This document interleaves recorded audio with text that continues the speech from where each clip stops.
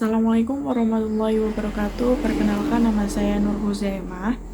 Saya selaku moderator kelompok 3, kami akan mempresentasikan mengenai pasar modal syariah yang beranggotakan pertama ada Eka Nur Fitriani, yang kedua ada Wiwit Nelunaza, yang ketiga ada Revi Afrisa Putri, yang keempat ada Nawang Wulan, yang kelima ada Nurdiana Elisa, yang keenam ada Rianita Dwi Putri, yang ketujuh ada Nur Huzaimah, yaitu saya sendiri. Dan selanjutnya akan dipresentasikan oleh rekan-rekan saya. Adalah secara umum diartikan sebagai sarana atau media pertemuan antara penjual dan pembeli untuk melakukan transaksi dalam rangka memperoleh modal. Yang kedua, menurut Undang-Undang Nomor 8 Tahun 1995 tentang Pasar Modal. Pasar modal adalah kegiatan yang bersangkutan dengan penawaran umum dan perdagangan efek perusahaan publik yang berkaitan dengan efek yang diterbitkannya serta lembaga dan profesi yang berkaitan dengan efek. Dan yang kedua itu pasar modal syariah. Yang pertama, sebagai sarana atau media pertemuan antara penjual dan pembeli untuk melakukan transaksi dalam rangka memperoleh modal yang sesuai dengan prinsip syariah. Yang kedua, keunggulan pasar modal syariah dibandingkan dengan pasar modal konvensional adalah cangkupan investor yang lebih luas. Dan yang selanjutnya itu kedudukan pasar modal dalam sistem keuangan. Pasar modal merupakan komponen penting dalam sistem keuangan. Sebagai fungsi pasar modal tersebut adalah untuk memfasilitasi para pelaku yang mempunyai surplus keuangan untuk menyalurkan dana investasi kepada mereka yang membutuhkan dana. Yang selanjutnya ada peran pasar modal syariah. Yang pertama, sumber pendanaan bagi perusahaan untuk mengembangkan usahanya melalui penerbitan efek syariah. Yang kedua ada sumber pendanaan bagi negara untuk melaksanakan program pemerintahan berupa peningkatan layanan pendidikan, kesehatan, dan infrastruktur melalui penerbitan efek syariah. Yang ketiga ada sarana investasi bagi investor. Selanjutnya adalah landasan operasional.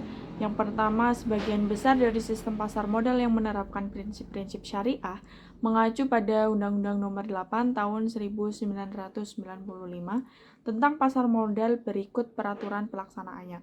Yang kedua adalah landasan operasional pasar modal syariah, yaitu pada dasarnya adalah Al-Quran dan hadis yang dipertegas dengan fatwa DSN MUI, baik yang diterapkan maupun yang belum diterapkan dalam peraturan Bapepam dan LK. Sekarang ini Bapepam LK sudah digantikan oleh OJK sejak berlakunya Undang-Undang Republik Indonesia Nomor 21 Tahun 2011. Yang ketiga ada kegiatan pasar modal Indonesia diatur dalam Undang-Undang Nomor 21 Tahun 2011. Baik, selanjutnya landasan operasional. Pasar modal sebagai payung hukum fatwa Dewan Syariah nomor 40 DSN-MUI 10 2003 tentang pasar modal dan pedoman umum penerapan prinsip syariah di bidang pasar modal. Berikut ada beberapa dasar hukum yang menjadi dasar kegiatan pasar modal syariah, yaitu 1.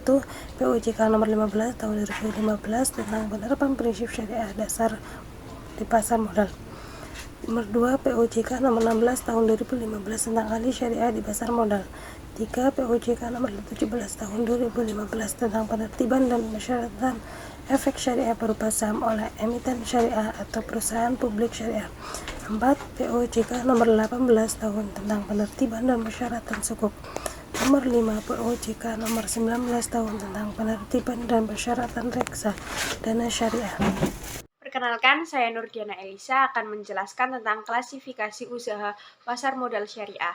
Berdasarkan Fatwa DSN MUI nomor 40 tahun 2003, pada pasal 3 yaitu jenis usaha, produk barang, jasa yang diberikan dan akad serta cara pengelolaan perusahaan emiten atau perusahaan publik yang menerbitkan efek syariah tidak boleh bertentangan dengan prinsip-prinsip syariah.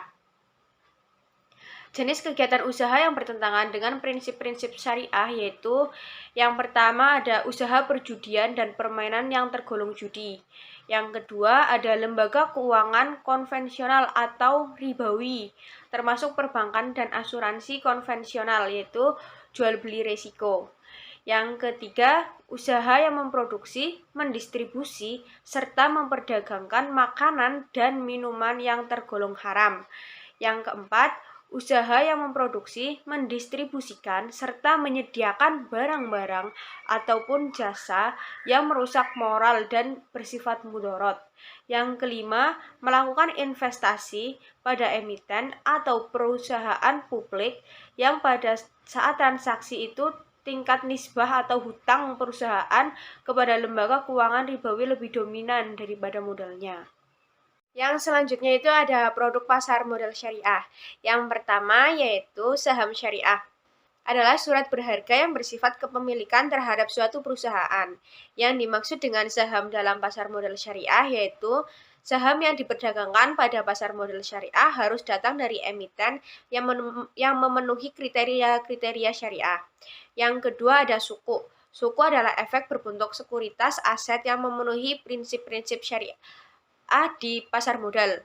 Berdasarkan penerbitnya, suku terdiri atas dua jenis yaitu suku negara dan suku korporasi. Yang ketiga ada reksadana syariah.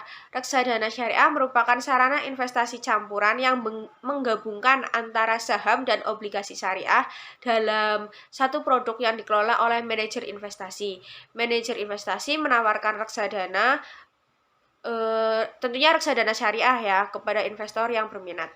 Yang keempat ada efek beragun aset syariah.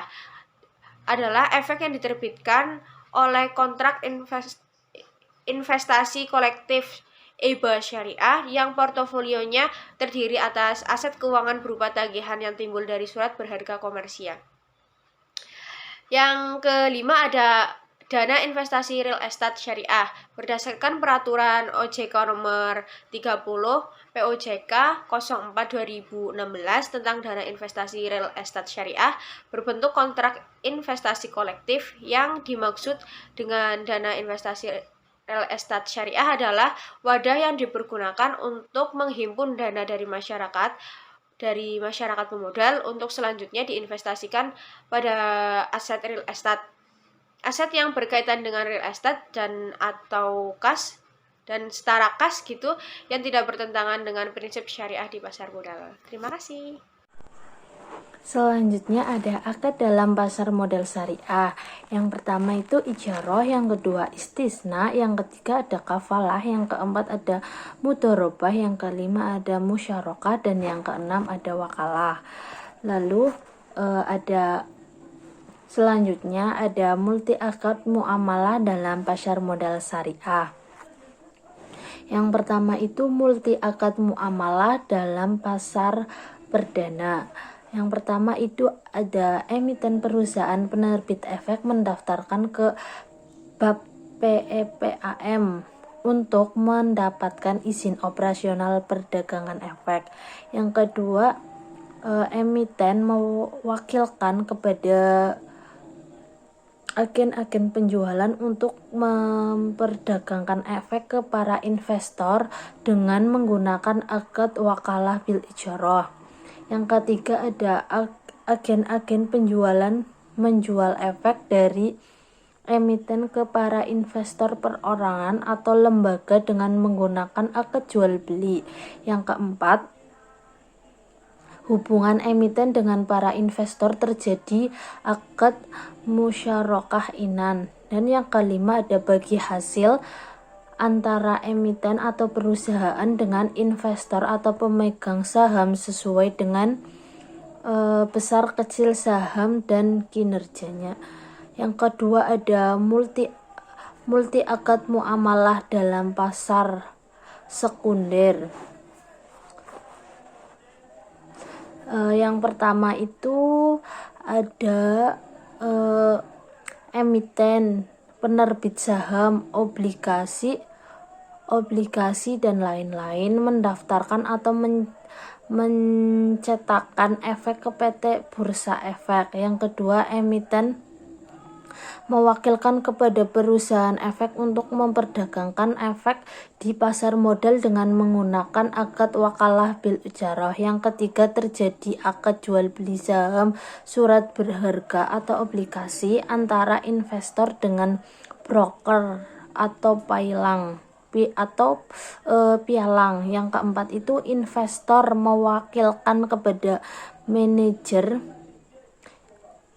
investasi dengan menyerahkan modal kepada manajer investasi dalam bentuk portofolio dengan menggunakan akad wakalah yang selanjutnya oleh manajer berbentuk manajer investasi dikelola untuk melakukan transaksi di pasar modal untuk memberikan efek balik berbentuk obligasi, deposito, dan sebagainya. Yang kelima, hubungan investor dengan emiten dapat menjadi akad musyarakah atau pembelian saham, mudharabah atau deposito obligasi, dan lain-lain. Selanjutnya yang ke 6 itu bagi hasil antara emiten dengan para investor sesuai nasabah atau jumlah modal kinerja sesuai dengan kontrak awal. Selanjutnya di sini saya akan menjelaskan mengenai mekanisme perdagangan pasar modal syariah. Yang pertama, perusahaan yang akan melakukan penawaran sahamnya itu harus terlebih dahulu mengajukan permohonan pendaftaran ke Bapepam melalui penjamin emisi sebanyak 6 rangkap disertai syarat-syarat yang harus dilampirkan, di mana penjamin emisi di sini yaitu adalah perusahaan sekuritas yang membuat kontrak dengan emiten untuk melakukan penawaran umum bagi kepentingan emiten tersebut.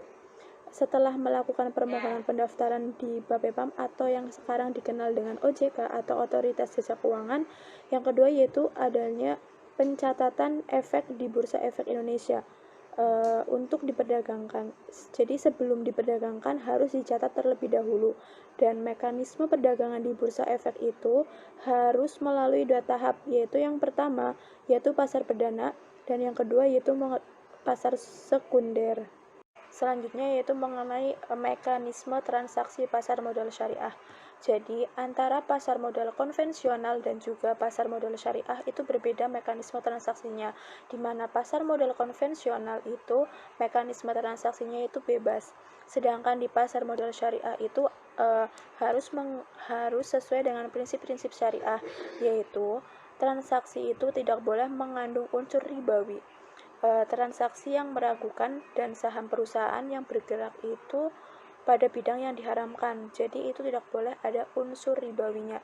Kemudian pasar modal syariah itu harus bebas dari transaksi yang tidak beretika dan amoral, seperti memanipulasi pasar, transaksi yang memanfaatkan orang dalam atau insider trading, kemudian menjual saham yang belum dimiliki dan membelinya belakangan atau yang disebut dengan short selling. Jadi intinya itu bahwa pasar modal syariah itu harus sesuai dengan prinsip-prinsip syariah, tidak ada unsur gharar, ribawi, dan lain sebagainya. Industri pasar modal di Indonesia. Untuk mendukung kegiatan pasar modal diperlukan lembaga yang dapat membantu menunjang kegiatan pasar modal. Di antaranya, yang pertama ada Bursa Efek Indonesia. Adalah pihak yang menyelenggarakan dan menyediakan sistem juga sarana untuk mempertemukan penawaran jual dan beli efek antara berbagai perusahaan atau perorangan yang terlibat dalam tujuan memperdagangkan efek-efek perusahaan yang telah tercatat di Bursa Efek. Yang kedua, clearing penjamin efek Indonesia yang berperan untuk meningkatkan efisiensi dan kepastian dalam penyelesaian transaksi di Bursa Efek Indonesia. Sebagai contoh, melakukan proses netting dan penjaminan. Yang ketiga, Kustodian Sentral Efek Indonesia. PT Kustodian Sentral Efek Indonesia merupakan lembaga penyimpanan dan penyelesaian di pasar modal Indonesia yang menyediakan layanan jasa kustodian sentral dan penyelesaian transaksi efek yang teratur, wajar, dan efisien sesuai amanat Undang-Undang Nomor 8 Tahun 1995 tentang pasar modal. Selanjutnya ada permasalahan pasar modal syariah. Yang pertama, belum ada regulasi khusus pasar modal syariah. Hal ini tentunya menimbulkan keraguan mengenai perdagangan atau pasar modal syariah itu apakah benar-benar sesuai prinsip syariah atau tidak. Yang kedua, saham hilang. Dengan adanya masalah ini tentu akan menimbulkan rasa aman tidaknya berinvestasi. Saham yang hilang ini terjadi baik di beberapa pialang maupun di bank kustodian yang memang melakukan tugas penyimpanan atas harta nasabahnya berupa saham. Demikianlah presentasi dari kelompok kami. Apabila ada kesalahan dalam kata-kata, mohon dimaafkan. Wabillahi taufiq wal hidayah. Wassalamualaikum warahmatullahi wabarakatuh.